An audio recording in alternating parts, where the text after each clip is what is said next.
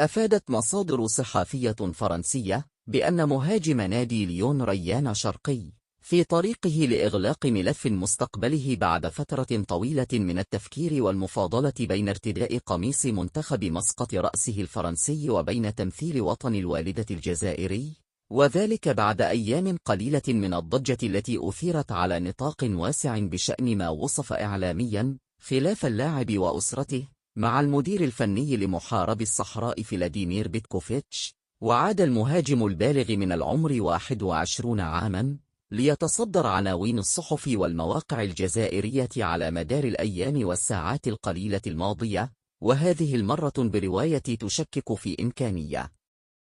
رؤيته بقميص الخضر بالطريقة التي رسمها رئيس اتحاد كرة القدم وليد الصادي، وذلك لأسباب تتعلق في المقام الأول لامتعاض أو غضب ريان ووالده من المدرب السويسري